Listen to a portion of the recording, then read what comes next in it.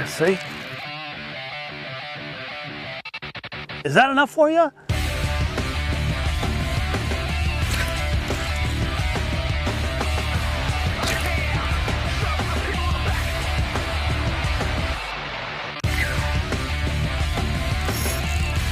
Da, da, da, da.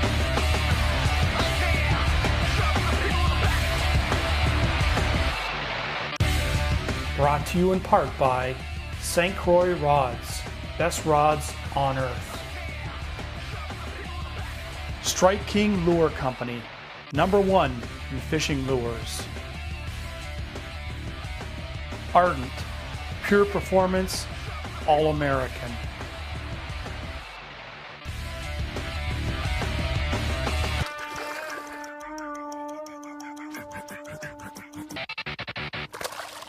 This week on Extreme Angler TV. Like that. Look at him go crazy, eh? I want to tell you guys about a new worm that Strike King's got out, and it's called the Rage Recon. We'll be right back.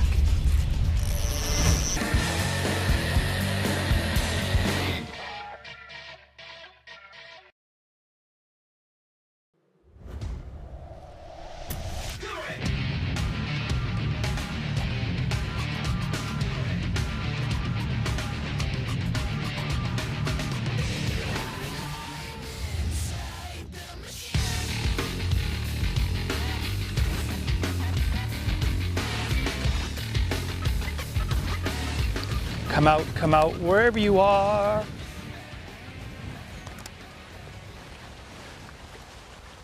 Where are you at, huh? Where are you at? Hey, welcome back to another Extreme Angler TV. This week, another windy day, eh? Mother Nature likes to throw that curveball. But you know what? It's bass season, and I gotta get out. And you know what I'm gonna do today? What we all love to do. Beat the bank. The shoreline. I'm almost going to fish as close as I can touch with my rod tip.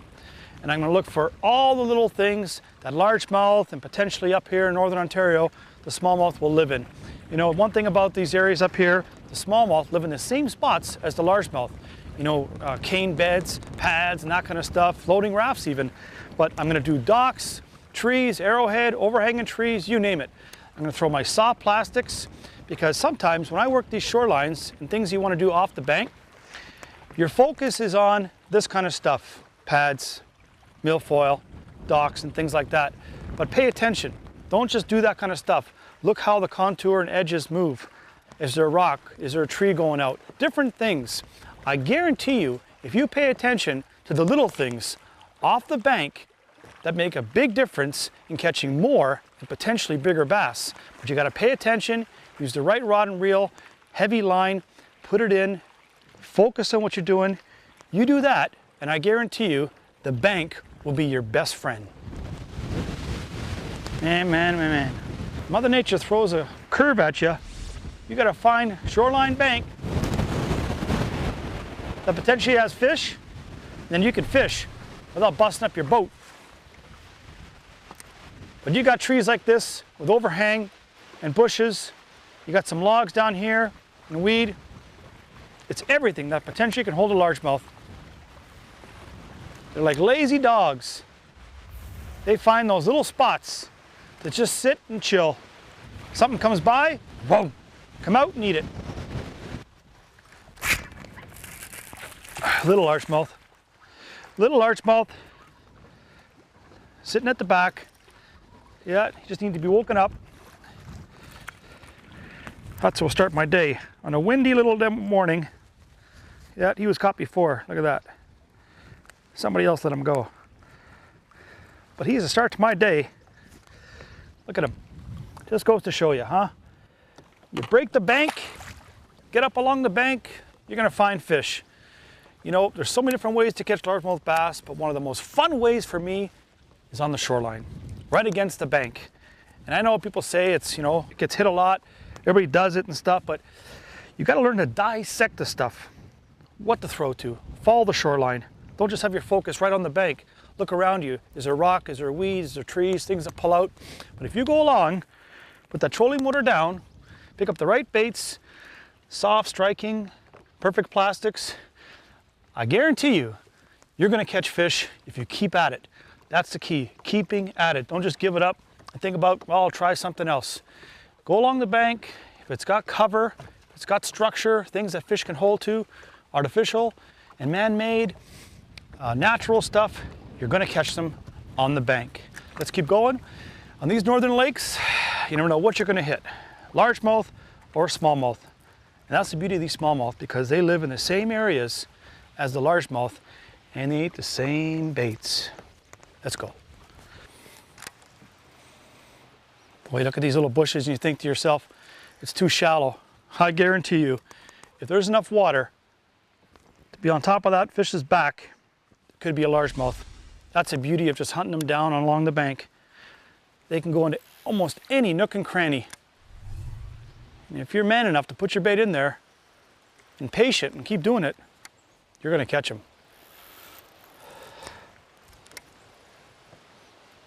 Boy, it's these little dark holes in this stuff. They're little hiding spots that they can just sit and hide in.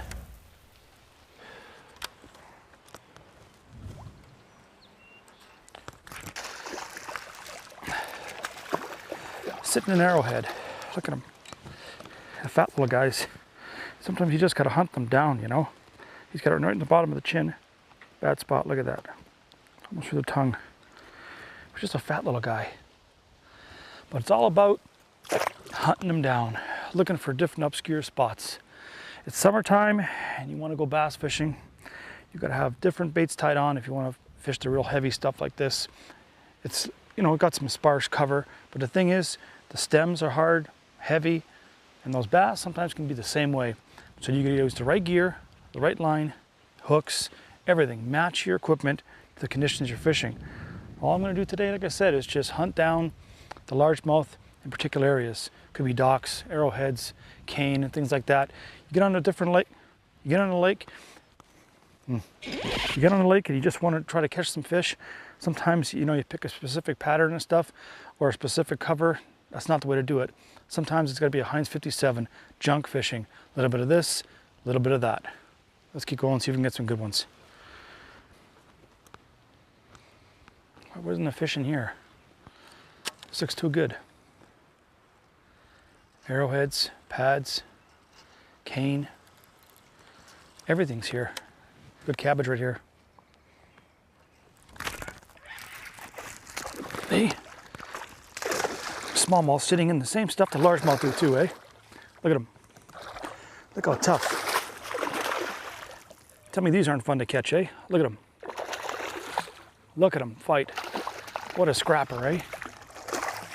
Come here, you. You ready to come in a boat? Wow, look at how tough. Look how tough. And nice one too, eh? Nice fish. Hold on, you. Hold on. That's how they do it right there. Look at that hooker right through there. X-point. Killer, eh? But see what I mean? Just a nice chunky fish. Not a bragging size fish, but a fun fish. On a junky day, I call it. Fishing the junk. Docks, cane, arrowheads, pads, isolated grass, and getting smallmouth and largemouth. Ready, you? Look at you. Whew. Give me a splash for the camera too. I'm just gonna go along. But when you decide to pick up soft plastics and you're fishing the junky stuff, you know what? Go with patience. You know, you got to dissect things. Look for potential fish holding areas. Now, not just always the docks and the rear visible stuff, but out here a little bit. And as soon as you come off the shoreline from 3 to 6 feet, it just drops off and there's some sparse weed. Sometimes that's all fish need to hide, especially bass. Let's re-rig, get back at it. Green or brown, I'll take them both.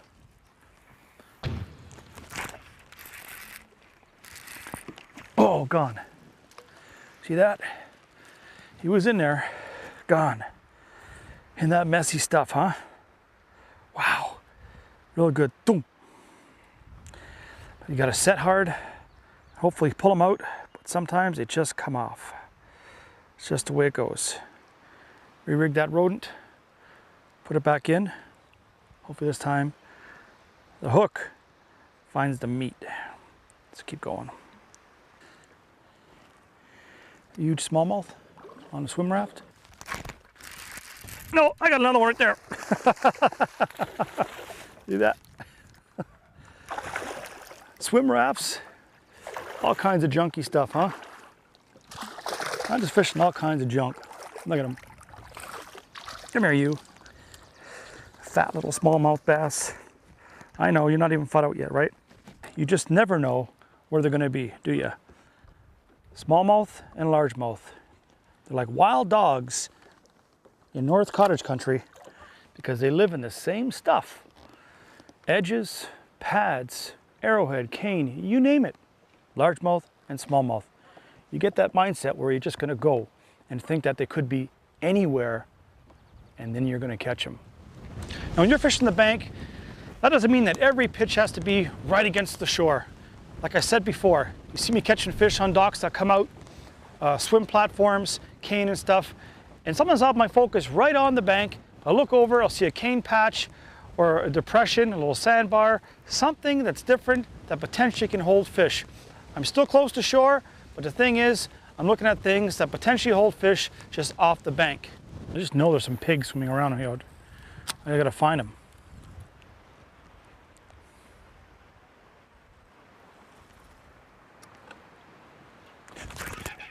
Like that.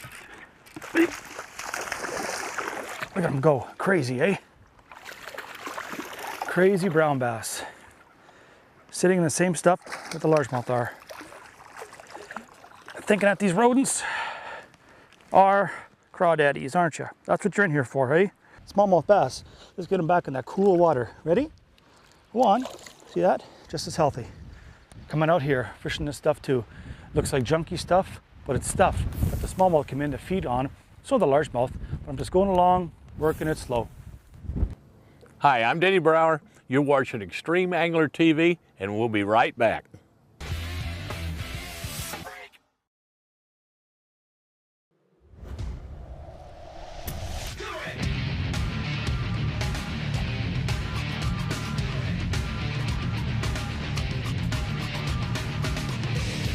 And now it's time for the Cottage Angler, presented by St. Croix Rods. Best rods on earth. Hey, I'm Strike King Pro Keith Combs, and I want to tell you guys about a new worm that Strike King's got out, and it's called the Rage Recon. This is it's an 8-inch, but it's a big worm. You know, it's got the same rage tail that you've seen on the Rage Craws and some of the other Strike King baits that have been real popular and real big producers in the last few years. That rage tail displaces a lot of water. It's neat because it's really small in the middle, but the rings give it a big profile. You know, if it was just a solid worm this big around, it'd be really hard to get hook penetration, but because it is actually a small body with ribs, it gives you really good hook penetration. It has a lot of action. This worm is always working for you. It's new, so I feel a lot more confident when I'm throwing something that's completely different from everybody else. But you know, even though it has the big tail on it like that, it's still real easy to cast. I got this one just rigged, just simple. I got a 1/2 ounce Strike King tungsten weight, 20-pound line. I'm gonna tell you a little bit about the Rage Recon. I know most of you know how to fish a Texas rig worm. It's been around forever, but one thing I do really like about this bait is I can fish it very slowly, and it always has action, and that was one of the big key features for me to get the school fired up last week at Sam Rayburn at the FLW Open. But you know, basically keeping the bait on the bottom, and like I said, it's always got action. I was fishing it through brush piles and over sand drops, and I fished it 2 different ways really, and this was actually, I think, a big key in me catching a couple bigger fish.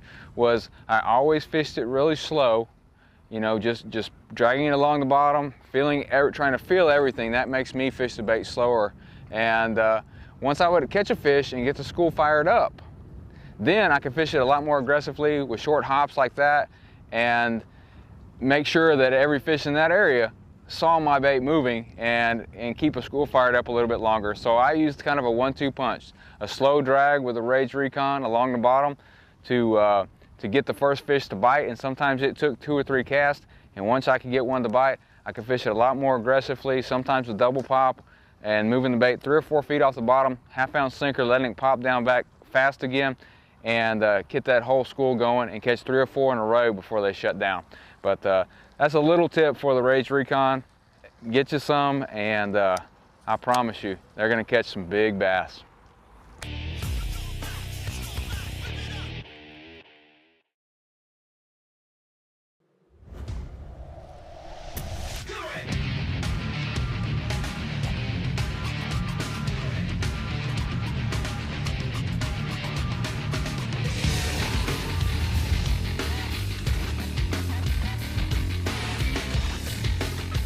Look at that.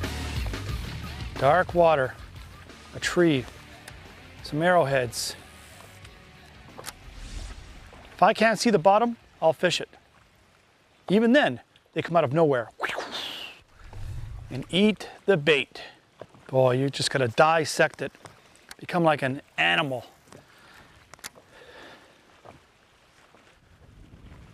The predator looking for Mr. Largemouth.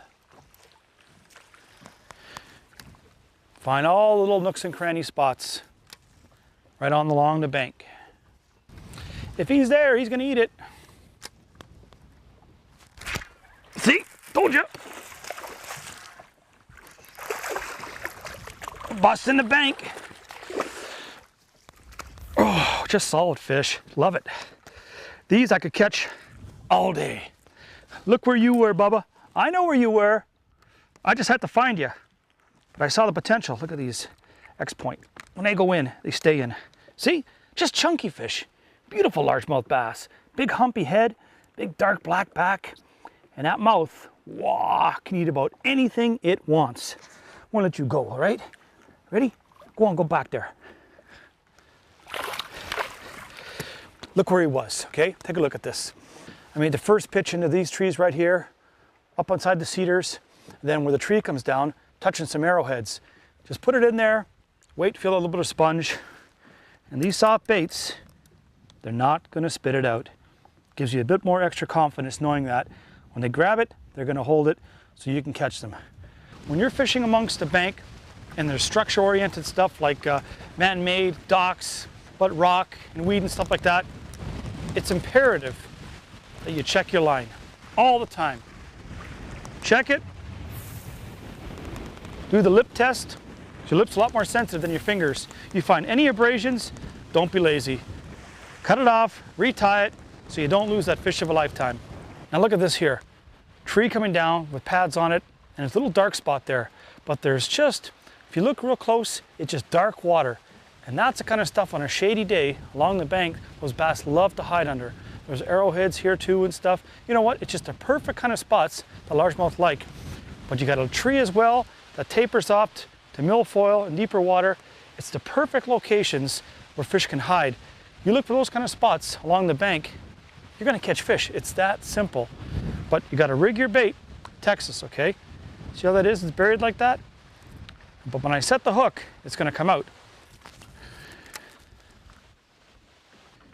You wanna see that big crayfish come into your little pocket, huh? Do ya?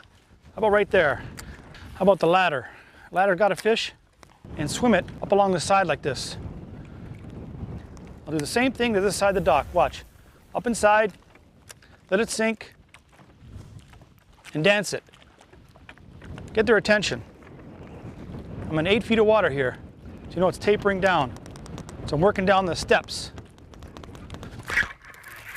And guess where the fish is? Right there, see? Just a chunky bass. But if in the future there's a giant on that stuff, you're gonna catch them.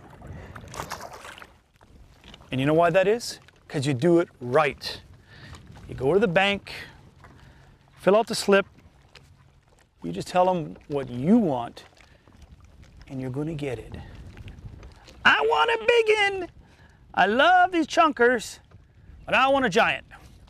Now today I was using that 7-1 medium heavy action St. Croix Legend Tournament bass. And I rigged it with 20-pound fluorocarbon, 4-rod, X-point, and the sliding tour grade tungsten weight. Now I had it in that blood red color. You know why? A lot of crayfish and rock and stuff. You saw I got a few smallmouth and a largemouth. But that focus for me is that red. They see that red, it just sets off on that sun, a little bit of a metal flake and stuff. It's just something that might trigger a bite. 7.5 feet. In this shoreline, it's got rocks tapering down and the weeds out here. So I could pitch up inside that stuff that's potentially can hold fish, or I can fish the ledges and edges off the bank for more and bigger fish. So it's not always just, okay, you're gonna fish the bank. Yeah, I call this fishing the shoreline because the shoreline is within a rod distance away from where our boat is. But I mean, if I'm looking at stuff and seeing it only about 3 inches of water over there, and I see it tapering down with rock, arrowhead, weeds, I'm looking at my sonar and seeing an edge, got to pitch there too.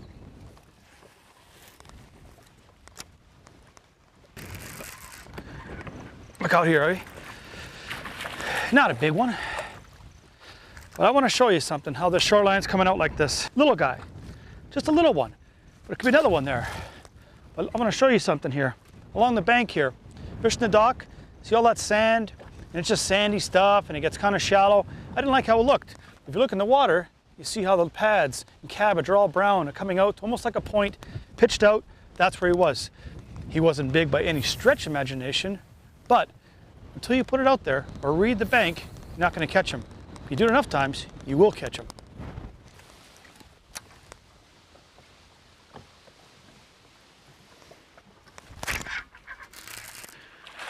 Hey, just a decent fish. Pulled him off the other side of the dock. Just another chunky fish. See? But that's what I want to fish for today. Largemouth bass. Whoa! On the bank, boy! You got attitude. That's why I like you. Go on. You go and you throw, and you're going to catch them. But you work it and work it. You look at your surroundings all the time. You know, I say it all the time, and you say, wow, he keeps repeating the same things. But repetition leads to perfection. And if you keep doing it on different lakes, your lakes that you fish, you're going to catch fish. Look at what the fish can possibly hold on. Ladders on docks, small boats. But watch for the contour edges. Sometimes it could be 2 feet from shore, sometimes 15, 20. You do those things, you are going to catch them. When you see flags like that flying in the wind, you know it's almost time to say goodbye until next week on Extreme Angler TV. Thanks for watching, and I hope that next time you go to the bank, you get a big windfall with all kinds of largemouth and smallmouth bass in your account with the right baits, right tackle. Thanks for watching. We'll see you on Extreme Angler, maybe on the bank, way out in the weeds next week. Come on, Mama Nature! Is that all you got? Give me some more! If you want more Extreme Angler, go to our website, extremeanglertv.com, and I'm sure you'll find us on all your popular social networks, YouTube, Twitter, and Facebook, because I know you're gonna like us.